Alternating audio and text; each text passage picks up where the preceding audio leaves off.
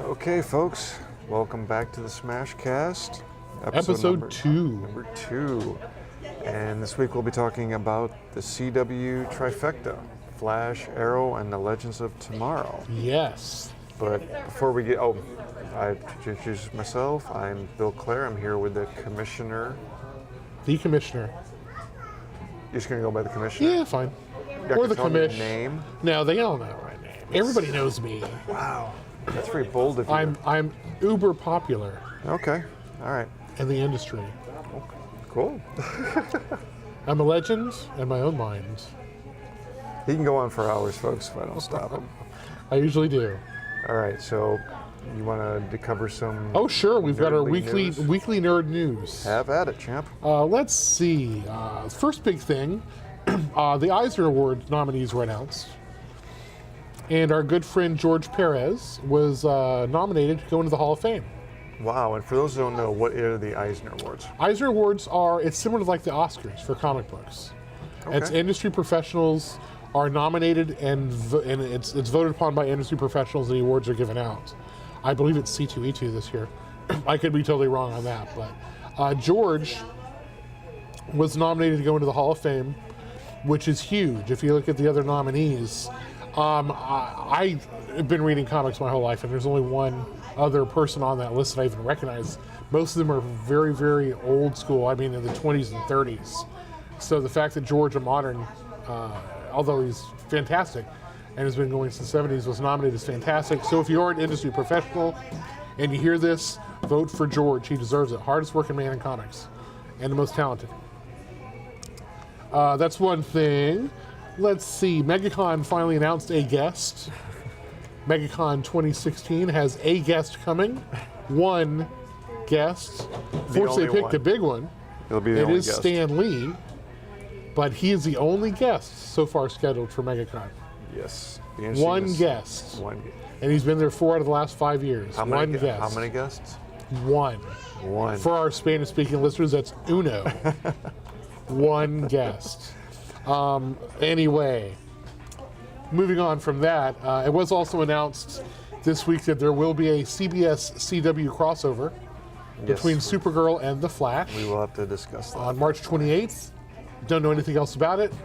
We're just super excited it's going to happen in season 1 of Supergirl instead of waiting. Let's see. Star Wars: The Force Awakens passed $900 million domestically this week. Yes. It's doing much more than anybody else has done, obviously. Better than Avatar and Titanic? Oh yes, it's beaten them. It just hasn't beaten Avatar worldwide total. That's the one thing it hasn't. It hasn't released in China yet. I think it has released in China, but it's the first Star Wars movie to be released in China. They have no idea what this stuff is. So it didn't even come in number 1 in China. Well, okay. Unfortunately. It did like 50-something million the first weekend in China, which is a drop in the bucket when you have 800 billion people. Yep. So unfortunately, it didn't do that great in China, but 900 million domestic. Absolutely incredible. Let's see. Next week on Supergirl, watch the episode. It's based on a very classic Superman story by Alan Moore called The Man Who Has Everything. It's going to be incredible. Watch it. I won't say anything else about it until next week after people get a chance to watch it. And I think that is it for our nerd news this week. No big castings or shakeups or anything on any of the shows that I'm aware of. So. Okay. Interesting note on the China foreign market situation.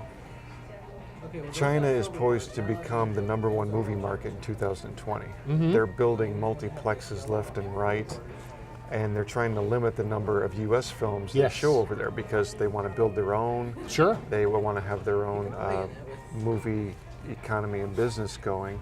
So, like with Star Wars, it didn't show in China when it first released here. It did, yeah, it did release for a while. It didn't come out for a while. One Punch Man is actually with the movie that came out the same week there that demolished it.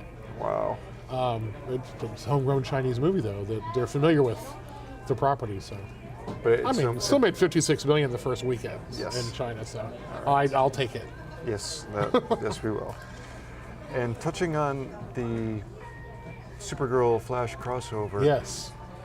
We don't know any of the details. All we really know is that only the Flash will be in it. Doesn't sound like any other supporting characters. The Flash is going to National City. Yes. On March 28th, and that's all we know. Well, one of the theories going around is he's going to jump into one of those wormholes, those pocket universes opened up in Central City, and he could end up in Supergirl's universe. I hope not. You think they should be in all the I want them to universe? be the same universe so we don't have, we can have more crossovers. Yes, that would be ideal. I'd love to see her learn from some of the more established characters, Black Canary, Overwatch. I see, now here's, you segue into an interesting point. Interesting characters like Black Canary and Arrow and such. Characters, with no disrespect, without superpowers. Correct. So, to have a crossover with Supergirl and Arrow, what type of villain would Supergirl face where she would need Arrow's help, and vice versa? I think it would be more, maybe one of her villains takes off to Star City. Yeah. Or they could bring in an all-new villain for the shows that's been in the comic books. She could just be visiting. Who knows? There's going to do a flyby. Yeah, exactly. That's a good one. I think to start off, Flash meshes well with her. It's not as dark.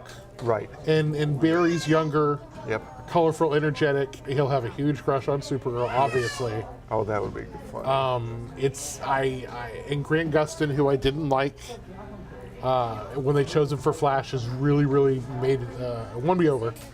I think he does a fantastic job, and I think he and Melissa Benoist will work well together again, as they have in the past, when they were adversaries previously. Okay. Yes. That's right, going to be on Glee, yes. I put some videos up. I'll put them on the store Facebook today. I have Melissa Benoist singing Wrecking Ball. I have Grant Gustin singing something from Glee, so you can actually see how talented these kids really are. Okay. And I also found out something new, that the character that plays Wynn is the character, Jeremy Jordan, who plays Wynn, is actually a Tony nominee. He was the star of Newsies on Broadway when it first came out for like 2 years, and he was up for lead actor in a musical at the Tonys. You mentioned last week that he used to be a singer. Not in a band, but a solo artist? Yeah, he's done a lot of shows, and he's been on another musical show. He wasn't on Glee, but he was on Smash, which we discussed last week a little bit. And I researched a little bit on the internet and just pulled up some of his videos, and he is super talented. This kid's really a great singer. He's like a Disney boy from being in Newsies, and that was a Disney musical. But great. Yeah, so check out our Facebook page, and I will post those later today. You find that at Smash Comics and Games. That's correct. If you haven't liked us, please do. And we're very likable. And please subscribe to our YouTube channel. We're hoping to add more content in days to come. So, which one do you want to tackle first? I know you wanted to talk about big news from... Well, they have... we should probably do an order of when they appear. Tuesday, Wednesday, Thursday. Okay. And Flash is the fastest, so let's get him out. But you brought up some big villain. You wanted to reveal it last week. Did I? I'm getting old. I lose my memory. Well, you thought Gorilla Grodd was big news, but they announced someone. Oh, no, there was a big reveal. Okay. Yes. Oh, we can talk about that because they've already revealed it, although they haven't revealed anything else about it. When Jay Garrick, there wasn't a Jay Garrick on Earth 1, and he revealed it was Hunter Zolomon was the Jay Garrick of Earth 1. In the comic books, Hunter Zolomon is a supervillain named Zoom. Oh. He is Wally West's version, or was Wally West's version of the Reverse Flash. He didn't have super speed, though, per se. He could hop through time in very brief amounts that made him appear to have super speed. He was a bad guy. Okay. Zoom. So the fact that there's an Earth 1 Hunter Zolomon that was Jay Garrick, I don't know if they're going to do anything or if it was just an Easter egg for us, but that was huge because he was such a bad guy. He tried to kill Wally West's wife and children, and there was all sorts of awful stuff that he did. So that was the big reveal last week. Okay. So far, how do you like how they're handling Zoom? I want more of it. It's almost a tease. Well, they're going to Earth 2. Arc. It is, but they're also doing filler episodes. Like I enjoyed this week's with Tarface or whatever his name is, Tar Pit. thought it would be Clayface for a moment. Yeah, exactly. But you could see it was a filler episode. Yeah. And I don't mind those too much, but when for the Flash, it really ruins the momentum, I think, when you throw an episode like that in, when they have this great velocity going toward it. Now, next week's is going to be fantastic. But it did tie in because of Harrison Wells. He made a choice. He was going to side. That part did. The tar face, I keep calling him. That part's what slowed it down for me. Well, almost because if you made a tar, you can't move too fast. Almost any TV show is going to have some villain. Oh, sure, any cop drama. They'll be dealing with their personal issues while catching some bad guy. You got to have Monster of the Week. Yeah, you have to give us some conflict. And overall, they do a good job of their Monster of the Week. There's enough villains that they can pull from. They do fine, but when they drop a huge bomb like that and then they just leave me and then they don't revisit it, I'm like, oh, it hurts. It's physically painful. But I love the show. Yes. I love everybody on it. They've all won me over. If I wasn't a fan of them previously, I am now. And joining us now is Yvonne. Late as usual. Yep, that's my middle name. How do you like Flash so far this season? I think it's pretty good. I don't think She's a she likes person of it. few words. I don't think she likes it. No, I'm tired. Okay. You're tired of it? No, I'm tired. Oh. Join the club. We'll let you gather your thoughts. You just joined in. We just kind of ambushed her. She likes to be ambushed and pummeled. And I really like Zoom. He really looks inhuman, all black. Yes. Just a disguised voice. It's just, I'm very curious to see how he or maybe even she came about.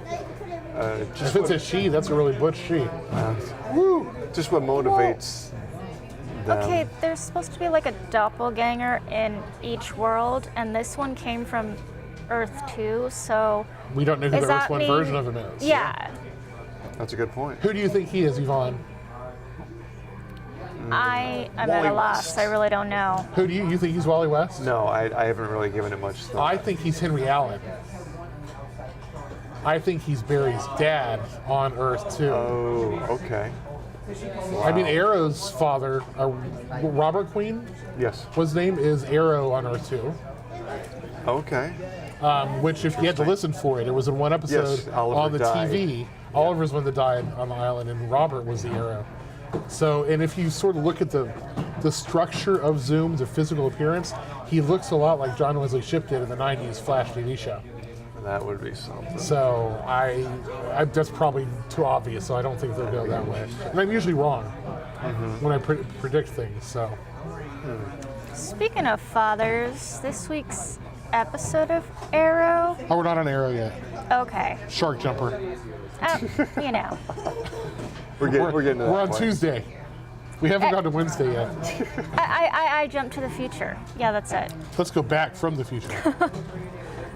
I am a little bummed that Patty Spivot left. I thought she was a good fit for him. There's always a chance she can come back. She was always going to be an obstacle for Barry and Iris. True. That's all she was for. But then I think it would make his love for Iris that much stronger that he's really torn. And plus, with the reveal of him going on Supergirl, that clears the way for Barry and Kara. Or she's Kara? Call her no, it's Kara. not Kara. Neither one of them has to drive a Kara. That's a really bad joke, but no, it clears the way for him to have a crush on her too. Which is not why they got rid of Patty. And part of the background noise, we're in the middle of the store in a sea of Pokemon players.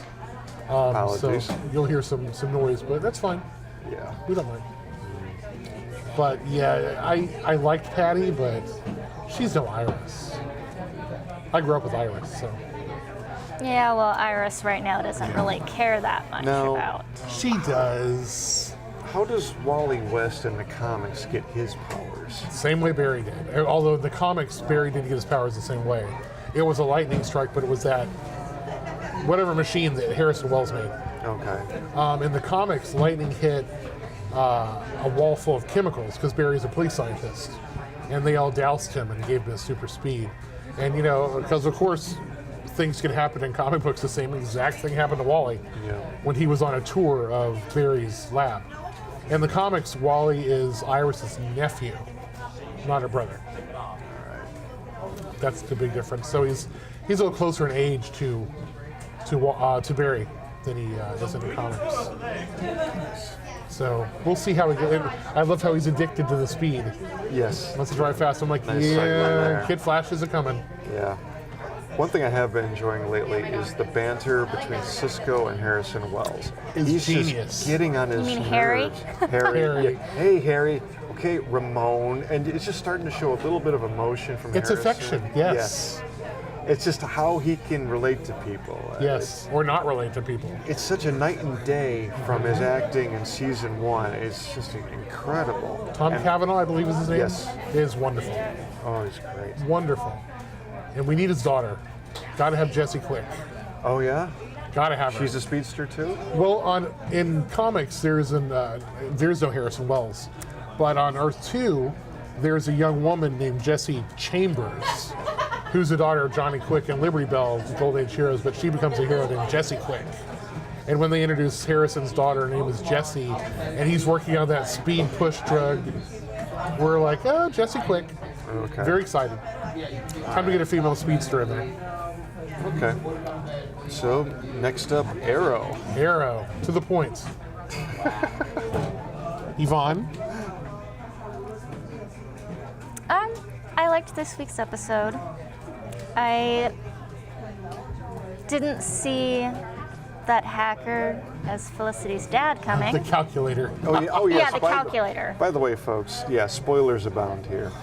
As is last week. Yeah, well. And not just for this show, anything that comes up in David's head. I'm just spoiled. I mean, I can't say it on my Facebook, so I've got to say it here. I didn't see that coming. That was Yeah, that interesting. was kind of It was odd. I mean, with no Felicity, well, there is a Felicity in the comic books, but she's not remotely the same character. So I find it interesting because in the comic books, the calculator does have children that older listeners may be aware of. If you watch the Super Friends back in like 1974, Yeah. the original first season had Wendy, Marvin, and Wonder Dog. Yes. Wendy and With no Marvin in the powers. comic books are the calculator's children. Oh. Marvin is now dead, and Wendy is a paralyzed computer hacker named Proxy. Wow, that just really corrupts my childhood memories of the Wonder Twins and all that. They were pre-Wonder Twins, and remember they had the Wonder Dog Yes. with them. The stupid. In the comic books, Wonder Dog was actually a demon, and he killed Marvin and ate him. And he's the one that crippled Wendy, Proxy. Oh, Wait, this is a real conversation just person? took a It's Yes, not. in comic books. Okay. Yes, this is the pre-New 52 Teen Titans book. Oh, okay. So the calculator, he was a bad dude too. He did awful things. But that was so. Proxy, Wendy, is sort of the Felicity, or Felicity is the TV version of her now. Okay. Now, if she comes out with a brother named Marvin, or had a brother named Marvin, I'm going to be extremely excited about that. Yeah. Well, this week's episode left me with some questions, cliffhangers like it should. Obviously. Like, what's going to be the state of Thea or Speedy? Obviously, she can't go on with this bloodlust. Well, now she's in a coma, too. Yes, so is she going to be the one that dies as they I foretell at the beginning of the season? don't think it'll be her. I Well, don't you know. can't. If she dies, you pull in Roy Palmer, bring him back. I'm attached But to he's all on the. Legends of Tomorrow, so I'm I don't attached to No, all that's the Ray. characters. That's Oh, you mean Roy Harper? Roy Harper. I'm sorry. Yes. Arsenal. Oh, okay. Yes. Use code names: Overwatch, Arsenal, Speedy, Arsenal. Green Arrow. That's confusing. I noticed this week track. too, they called Laurel Black Canary. Usually they haven't she's just done that? Canary. Oh, okay. I'm not saying they haven't. I would have to go back and watch them all again. That's a lot of watching. But there was a reference when they did, they were using code names. And I heard the Black Canary reference, and I think that was the first time I heard it. Okay. And that could be because of Sarah as White Canary. Yeah. But I was happy about that. I'm a big Laurel fan. I'm the only one in the universe that's a Laurel I fan. find her but less I like annoying than Laurel. she used to be. I love her. I like think her. she's I just think amazing. Sarah just came into the show already developed, whereas Laurel, we get to follow her journey. I like her character arc, dealing with alcoholism. Trying to live up to the legend of a previous canary, Yes. which is Laurel in the comic books, or Dinah, as she's known in the comic books, is also the second Black Canary. Yep. I just think that Katie Cassidy did a fantastic job, especially with the addiction scenes, where she lost weight and her hair was all stringy, and they never made notice of that. Nobody brought it up, but she looked like an addict. And I just thought it was wonderful. And I know everybody says, oh, she's whiny. And I'm like, no, she's freaking Black Canary. And she'll blow your eardrums out, leave her alone, and let's see more of her on the show. Look what she's going through. She's had a little bit of reason to be whiny. Yeah. And speaking of eardrums, I wouldn't mind seeing her sonic scream be a little more powerful. It's supposed to really stun the enemies, knock them down. Just gives them like a little distraction. I would have loved if they had turned it when Barry got his powers. Perhaps Laurel could have gotten powers as well and made it organic. That would have been I would have loved to have seen that, but they didn't go that direction. That's fine. I would like to see more power out of her as well, and her fighting skills. Because Black Canary, I know we refer to it in the comics a lot, but to me the comics are real. Yes. And I'm watching the TV shows that are based on reality. And Black Canary is one of the serious badasses of the DC universe. One of the best fighters, not the best, but probably number 3 or 4. I remember She did mention when we saw one of the Arrow panels at DragonCon that she was going to get more serious about her training, and her fighting scenes are great on the show. Yes, she didn't say how in depth her training or her fighting would go, but she hinted that Stephen Amell was helping her. So I just want to see more maybe we'll of her. see. Yeah. She wants to do the salmon ladder, according to her. Yeah. Someone asked her does. That would be amazing. She said, hell yes, I want to do that. I would absolutely love to see more of Laurel. I want to call her Dinah so bad. Yeah. Didn't she hint that was her middle name in the show? Yeah, at the very beginning, Laurel was. is her middle name. Okay. Because she's named after her mom, so they called her Laurel. So glad she dropped the wig. That thing was ridiculous. It looked like she was going through that was an homage to the comics as well, the wig. She's got black hair. She wore the blonde wig, and then she switched it actually in the comics for a while. Yeah. But when she fought the Huntress in that one episode, the Huntress was like, "Oh, you poor little baby, did somebody die?" type of attitude. Because the Huntress is a bitch. I'm sorry. The Huntress on Arrow, I love the character in the comics, but I want to see her take her on again. I want to see her beat her ass. That would be good. I want to see Laurel take everybody down. Well, Laurel never squared off with her. It was Sarah that took out. No, it was when she was holding people hostage at the bank. Right. That was Laurel. And she beat the hell out of Laurel. Okay. But Laurel's better now. Yep. And I would just love to see that. Unless she breaks out of prison, that's not going to happen. Well, that could happen. Yeah. Oh, yes. I would absolutely love it. I would absolutely love that. I wouldn't be surprised if they brought her back. She was a good character. She was a great character. She's nothing like the comic book version that I love, where she and Black Canary are actually best friends and on a team together, which is coming out in the new Rebirth. There's going to be a Birds of Prey book again. Okay. But I would just... The animosity between the two of those, it was so palpable, it was real. To me, I'm like, oh, you can't let her talk to you like that. Oh, it was just, I want to see a rematch. I call for a rematch. One of the things that did bug me about this episode, at the very end, Thea's dying, and then Nyssa shows up and offers Oliver this elixir. But if you kill Malcolm. Okay, here we go again with this league trying to get other people to do their dirty work. Nyssa's a trained assassin. Why doesn't she kill Malcolm? And this isn't even the league. This is Nyssa on her own now. Because Nyssa broke out of jail. Basically, she broke out of her cell. So Malcolm, right now, as Ra's al Ghul, is kind of her... Hunting for her? Father figure, her leader. She can't kill her leader, but he can. I don't see why not. I don't. She has She has loyalty to the position of Ra's al Ghul, but not. She wants to be Ra's al Ghul. Right, but I think in order to do that, because that she has to kill. Was her. But if Oliver kills him, then Oliver becomes Ra's al Ghul. Yes. But he doesn't want that. And neither does she. And just like in last season when Malcolm Can't almost he give coerced his him into position fighting of power to her? No, you cannot hand away Ra's al Ghul. Okay. No, that's. You can abdicate, I guess, and say you're not going to run it, but you will always be Ra's al Ghul. They'll follow you around. They'll start killing people like they did before until you decide to lead them. They'll coerce you totally into that position. Isn't she? It's much more of a cult even. Isn't she considered his wife in the cult, though? I mean, they were. I guess she is.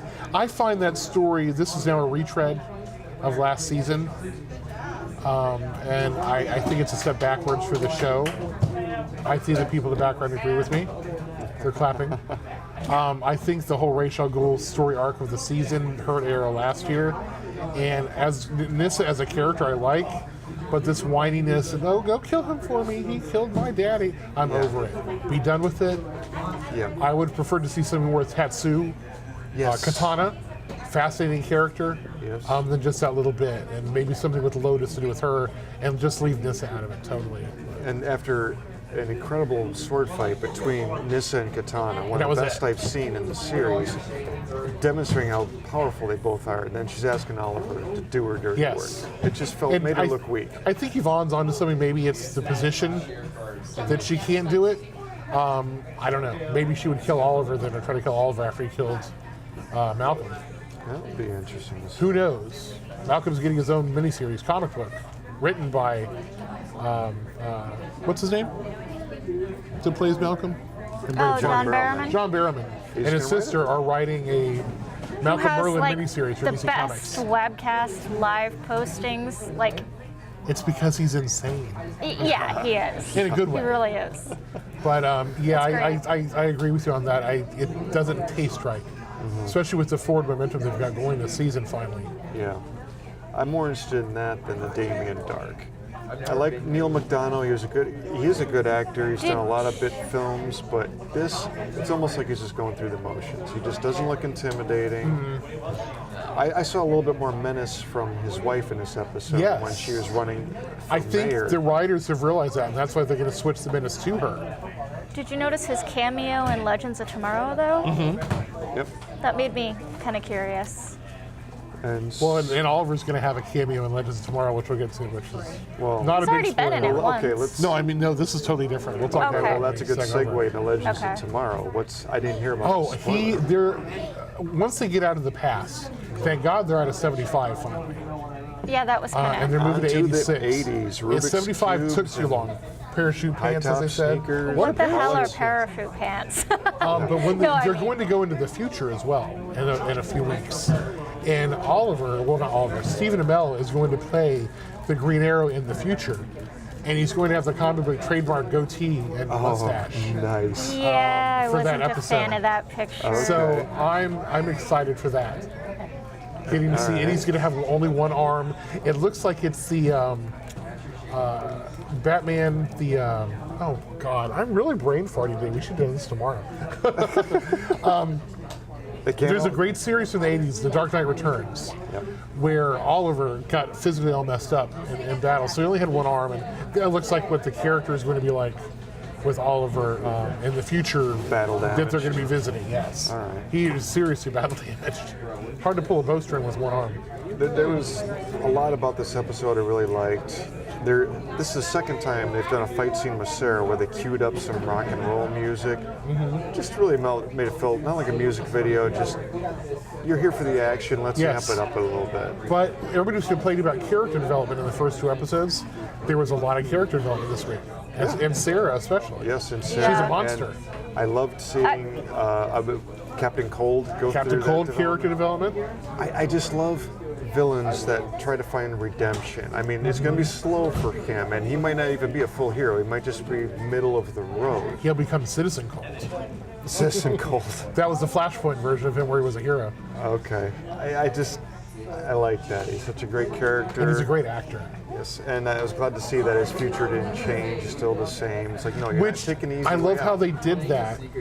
They character development, gave him some development. They also showed that they're not going to be able to change their timelines so easy. That was a great way to sort of drop that and say, okay, let's not screw with it now. And as criminals are always looking for the easier way out, this is just reaffirming, no, you're stuck with this. You Absolutely. play the hand you're dealt. And we got some character development off Ray Palmer. Yes.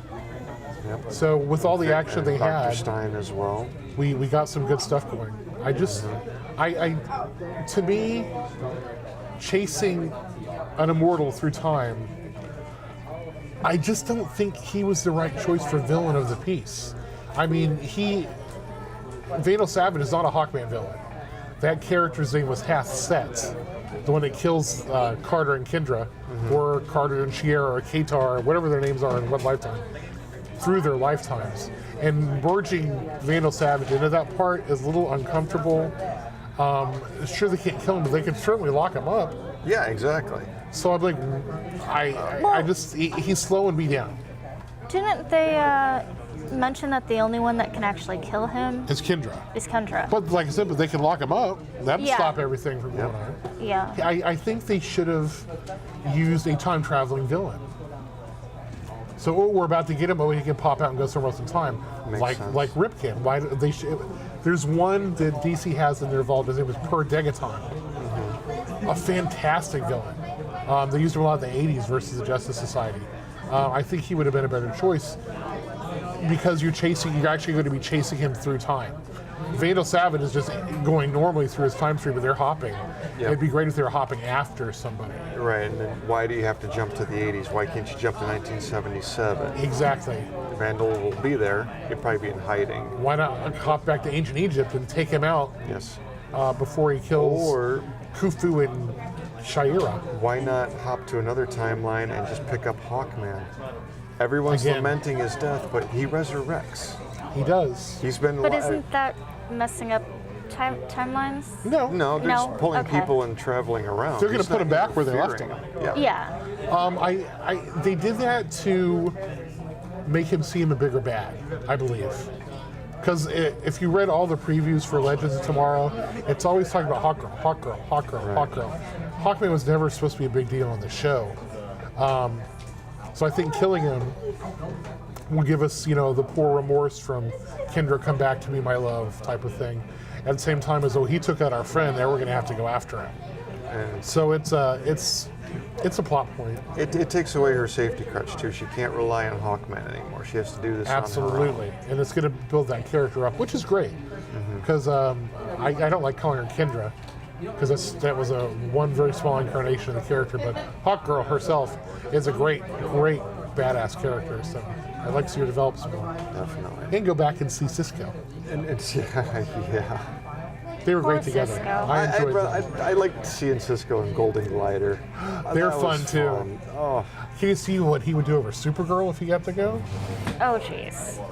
He'd flip. Yeah. There's one part in, I think it was Arrow, when he came to town and he gave the Carrier Laura Cry. gave her the Sonic Scream device. She gave him the picture. That was awesome. That picture, I would pay for that picture. I want that Yeah. picture because that speaks to all the fanboy in all of us. Okay, let's go back to Weekly Nerd News. MegaCon, if you're listening, Yes. Katie Cassidy at MegaCon, she had to cancel last year with that picture for autographs just for Bill. Yes. But Yep. I've Googled that picture. I can't find Can't find it. anywhere. No. And it's It's probably sitting up at their dressing room. And for those of you if don't remember what we're talking about, Cisco has his photo taken with Black Canary. He's got like At his thumbs up in this He epic. has this cheesy Yeah. grin. She looks like, what am I doing? Why are you with her bothering? arm Basically. around him. And it was just, He's such a fanboy on the show. yes. I absolutely love that, especially for the female heroes and villains, which, and Lisa Snart, the Golden Glider, is outstanding.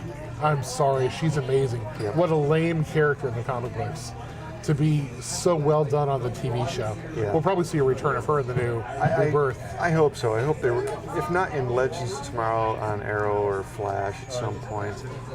Or, well, maybe not Flash, because really the tie-in with Cisco, I think that would be the best fit for him. I agree, totally. And he just plays so well off of these women. And the way it just names the villains. I would love to see the calculator. That's what happens when you let villains name themselves. Overwatch, please. Anyway, I would love to see Cisco meet Sarah. Oh, yeah. And he would That would be try something with her, interesting. and she would just like put him on his face, on the ground, type of Nope, bloodlust. I don't like guys. Speaking of Sarah's bloodlust, they mentioned in the Arrow episode this week that Constantine fixed that problem. Yes. But yet she still has it. She doesn't have to kill her; she's going to die though. Yeah, it's not as But bad that's how it as is with Thea, but Okay, so he just limited it. And I think that she's blaming her bloodlust on that right now is just bullcrap. I think it's because she's damaged. All right. She was almost killed. She went through all that crap on the island with Oliver. She was taken in and trained by Ra's al Ghul. She's just damaged, it's and just she's a in her violent mind person. because of Yeah, that. from the She League of feels like she Assassins. has to kill. And that's a because- crutch for her, the Lazarus Pit. Right now, I think it'll come down to it. It was 6 by John Constantine, and she just she's a violent bitch. She's going to put you in your place, which I love. They need more superheroes like that. I Yes, think. and she does seem to be really enjoying her time on the ship. I call him Rory, Arthur Darvill. I shouldn't Rory. do that. I'll just call him Artie, But she's Amy's husband. she has a moment of seriousness, but there's times it seems like she's just, wow, this is really cool. I mean, that's the impression I get. When you look at her, she's the character on the show that doesn't exist in the comic books. Okay. Rip Hunter, the Laurel Atom, never had a sister? Firestorm. Laura, no, her mother was the original Black Canary. Okay. So Sarah's an all new blank slate for them to play with. She's got no real history. So I think they're going to have fun with her as well. But get her in her suit. Yes. Let's see that white canary suit that they designed for her. Oh, they did. Yeah, but only for 5 seconds. Little Now bit, she's out in trench coats and everything. Well, if she's I'm like, undercover, yeah. Yeah. too much of that. Yeah. I want to see them as superheroes. Or super legends, we'll have to call them. Because they've got heat and cold with them. But I'm having fun with her because you don't know there's no history for her, so they can do whatever they want with any of the characters, obviously. But there's going to be a lot of homage and care paid to some of them where she doesn't have to have that. Okay. So it's fun. I think we're about out of time, so that wraps up this podcast. How long have we gone? We're about 37 minutes. That's now. pretty good. We're long-winded. Yeah. Just remember to watch Supergirl on Monday, and we'll talk about that episode next week because it's amazing. And then you can come by and pick up the original in the store and read how they adapted it from Superman to Supergirl Okay. by Alan Moore. Fantastic story. I'm really looking forward to it. And by the way, Bizarro, top notch. Great episode. All right. Well, on behalf of myself, Commissioner Yvonne, thank you for listening. We're going to call her the girl. The girl. The girl.